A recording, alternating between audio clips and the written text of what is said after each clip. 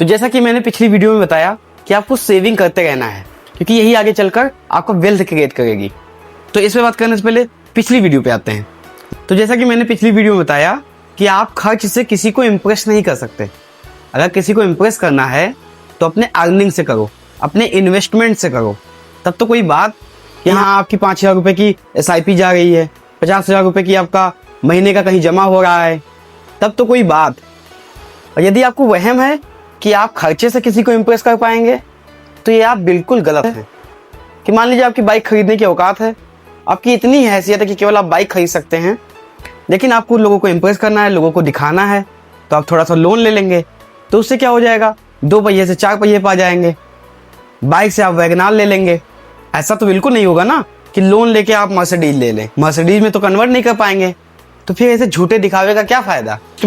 उतना पैसा लगा के किसी चीज में लगा दो, उतना पैसा किसी स्किल में लगा दो, उतना पैसा किसी छोटे बिजनेस में लगा दो, फिर 2-4 साल बाद अपने आप मर्सिडीज आने लगेंगी।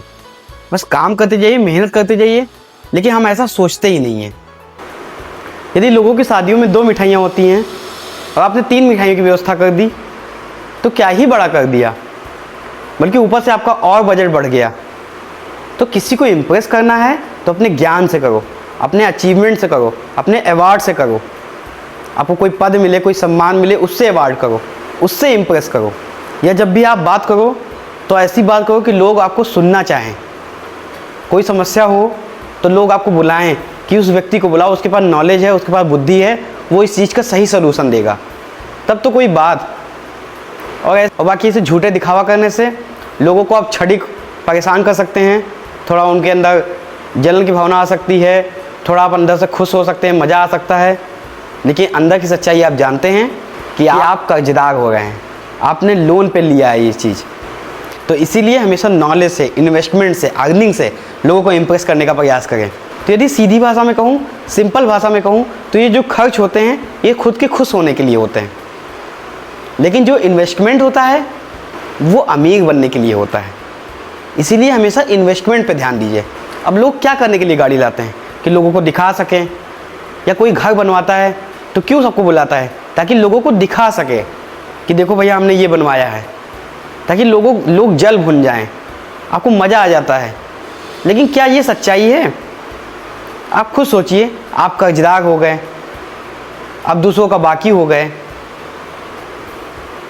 और आपने क्या सोचा था अमीर बनने का, कि हम इतना कमा लें कि ये पैसा आगे काम करे, हमको पैसिव इनकम हो जनरेट। तो आप गाड़ी ले आए, लोग जल भुन गए, आपको बड़ा मज़ा आया, लेकिन आपने अपने अमीर बनने के सपनों को लात मार दिया। कभी सोचा है? नहीं सोचा, तभी तो आपकी ये हालत है। और जितनी आपकी सेविंग थी आपने इधर उधर खर्चा करके लॉन्ग टाइम के अपने लिए लंका लगा लिए। अब ये भी नहीं करना है कि आपका कॉफ़ी पीने का मन है, आपके चॉकलेट खाने का मन है, आपके कहीं घूमने का मन है, तो आप अमीर होने के चक्कर में सब बंद कर दें। तो इससे आप धीरे धीरे सैड हो जाएंगे, उदास हो जाएंगे, बिल्कुल मरे मरे हो जाएंगे। पैसा तो आपके पास बहुत होगा, हमारे जानने में भी बहुत लोग हैं, हमारे कास्ट में भी ऐसे लोग हैं कि इनके पास पैसा बहुत है, लेकिन वही फटा बनियाई, वही यहाँ पे जेब, उसमें तम्बाकू, ना वो जीवन जानते हैं, ना खाना, ना पहनना और ना घूमना, बस वो जिंदा लाश हैं। चाहे जब आती है पुलिस उठा ले जाती है, चाहे जो आके गाली दे देता है, बस ये कहने का है कि हाँ बहुत पैसा है। तो इससे पैसे को क्या ही करना। आप उदास रहने लगे, आप सोचे कि जब मेरा समय आ जाएगा तब मैं खुश होऊंगा, तब मैं पैसा खर्चा करूंगा, तब मैं अच्छा खाऊंगा। तो मान लो अमीर बन भी गए तो क्या ही फायदा। किसी को कंजूस अमीर नहीं पसंद है, किसी को मरा हुआ, किसी को सैड अमीर नहीं पसंद है। तो इसीलिए थोड़ा खाओ, थोड़ा बचाओ, थोड़ा घूमो, सब कुछ बैलेंस होना चाहिए, वर्क लाइफ बैलेंस होना चाहिए आपके जीवन में। और यही सही तरीका है कि कमाओ, बचाओ और इसको इन्वेस्ट करो, खूब घूमो, खूब सीखो। और सबसे ज़रूरी बात, खर्चा कहाँ करना है, कैसे करना है, कब करना है, कहाँ नहीं करना है, इस पर बहुत जोर होना चाहिए, बहुत ध्यान होना चाहिए आपका, अन्यथा बहुत पैसा आपका लॉस में चला जाएगा। अब इसको भी थोड़ा सा समझते हैं। जैसे मुझे घूमना बहुत पसंद है, पसंद नहीं बहुत ज़्यादा पसंद है, मतलब नई नई चीज़ें देखना, नया नया सीखना। अक्सर आप देखते होंगे हम कहीं ना कहीं घूमने चले जाते हैं, हमें बड़ा मज़ा आता है। अकेले एंजॉय करो, घूमने चले जाओ, कहीं भी कुछ भी कर लो। बस घूमते रहना बहुत पसंद है। इससे बहुत कुछ सीखने को मिलता है। लेकिन सीखने वाली बात यह है कि मान लीजिए आपका पड़ोसी कहीं घूमने गया था और आप भी देखा दुनी चले गए, दुबई चले गए उसको दिखाने के चक्कर में, तो क्या होगा, आपका पैसा जाएगा, आपका समय जाएगा और आपको खुशी भी नहीं मिलेगी। यदि आप खुद के इंजॉयमेंट के लिए, खुद के सीखने के लिए घूमते हैं तब तो ये ज़रूरी है, तब तो ये बहुत अच्छा है। लेकिन यदि आप दूसरों को दिखाने के लिए कि आपका पड़ोसी कहीं गया था, आप दुबई चले गए, आप लंदन चले गए, आप कभी खुश नहीं रह पाएंगे और आपका पैसा लॉस में जाता जाएगा। तो ये भी नहीं करना है आपको। तो ऐसी खुशी का क्या फ़ायदा जिसमें हम खुशी ना हो पाएँ? ऐसे घूमने का क्या फ़ायदा जब हम खुशी ना हो पाएँ? और इतना भी सेविंग पे मत लग जाइए कि आप कंजूस हो जाएं और सेविंग करते करते कहीं निपट गए, कहीं यमराज के दर्शन हो गए, तब क्या होगा इस पैसों का? किस लिए कमाया था? दूसरों के लिए? तो ऐसा नहीं करना है। सब चीज़ पे बराबर बराबर आपको ध्यान रखना है, अपने ऊपर भी ध्यान रखना है। तो उम्मीद करता हूँ कि आपको ये बात समझ में आई होगी। अब आगे बढ़ते हैं कि आपके खर्चे कहाँ कहाँ ज़्यादा होते हैं। किसी ने आपको बताया नहीं कि आप कहाँ कहाँ खर्चा कर देते हैं, कैसे कर देते हैं। आप जानते भी नहीं, आपका खर्चा हो जाता है, फिर आप माइनस में चले जाते हैं, उधार चले जाते हैं। तो अब इस पर बात करते हैं। तो इन 10 चीज़ों में दुनिया फंसी हुई है। 90% लोग इस 10 चीज़ों की वजह से गरीब होते जा रहे हैं, बहुत परेशान हैं।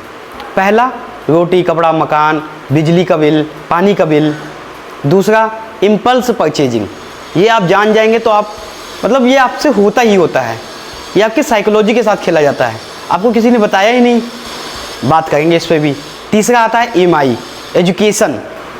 तीसरा आता है इंटरटेनमेंट, जैसे मूवी, रेस्टोरेंट, वेकेशन। चौथा आता है EMI। पांचवा आता है होम। छठा आता है कार। सातवां आता है एजुकेशन। आठवां आता है मैरिज। नौवां आता है मेडिकल। और 10वां आता है हेल्प अदर्स, दूसरों की मदद।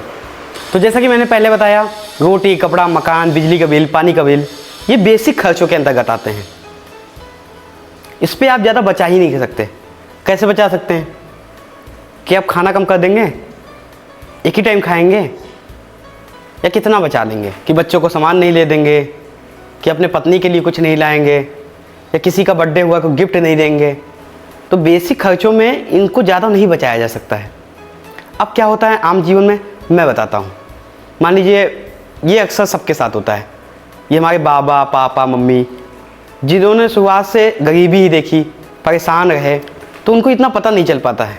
अब मान लीजिए हम फ़ोन पे बात कर रहे हैं, एक कमरे से दूसरे कमरे में चले जाते हैं, तो हमारे बड़े बुजुर्ग हमें डांटने लगते हैं कि जब देखो तब लाइट खोल के चले जाते हो, ज़्यादा लाइट जल गई, तुम्हारी वजह से बिजली का बिल ज़्यादा आता है। कहीं आधे घंटे जल गया तो उसके लिए सुनाने वाले का खून जलता है, सुनने वाले का खून जलता है, और परिवार में कलेश होता है, वो तो बात ही अलग है। और ये आए दिन होता है। अक्सर पापा मम्मी कहते हैं कि यहाँ की लाइट जलाकर छोड़ दी, कितना लाइट बर्बाद हो जाता है। लेकिन यही लोग जब कोई मुद्दा आ जाएगा, शादी होने लगेगी, तो कहेंगे कि जनरेटर चलना ही चाहिए, लाइट बंद ना होने पाए। जो वहाँ आधा घंटा लाइट जला कमरे में, उसका 2, 4, 5 रुपये आएगा खर्चा। लेकिन ये शादी में 5,000 रुपये फूक देते हैं। 100 लीटर पहले से पेट्रोल ला के, तेल ला के रख देंगे, डीजल, कि लाइट नहीं जानी चाहिए। वैसे प्रयास करना चाहिए कि ज़्यादा ना जले, लेकिन अगर जल भी गया तो 2-4 यूनिट, 10 भी 50 यूनिट जल भी गया तो 100-150 रुपये ज़्यादा नहीं आएगा। लोग उसके लिए हमारे घर में कलेश हो जाता है। अब कोई आपका पड़ोसी कार ले आया, तो आपके पास कार थी, लेकिन आपने दिखाने के चक्कर में एक और कार ले आए, कितना फालतू का खर्चा कर दिया आपने। तो इसीलिए आप बेसिक खर्च ज़्यादा कम नहीं कर सकते, 2, 4, 5% कर सकते हैं। वो भी मैं तरीका बताता हूँ, तब कर पाएंगे। जैसे आटा ले आइए 10-20 किलो इकट्ठा रख दीजिए, चावल ले आइए 1 बोरी, दाल ले आइए 5 किलो, तेल अगर 100-100 ग्राम, 200-200 ग्राम लाते हैं तो 5 लीटर ला के रख दीजिए। इससे आपका समय भी बचेगा, पैसा भी बचेगा। जैसे मसाला लाना हुआ तो आप 10-10, 20-20 रुपए का लाने से अच्छा है 250-250 ग्राम का पैकेट ला के रख दें। या कोई ऑफर चल रहा हो तो उसमें जाके इकट्ठा सब सामान ले आइए, क्योंकि ये तो खर्चा होना ही होना है, घर में लगना ही लगना है। तो समय और पैसा बचाने के लिए इसको बल्क में खरीदना शुरू कीजिए, तभी आप बेसिक खर्चों पर 2 से 5% बचा पाएंगे, ज़्यादा नहीं बचा पाएंगे।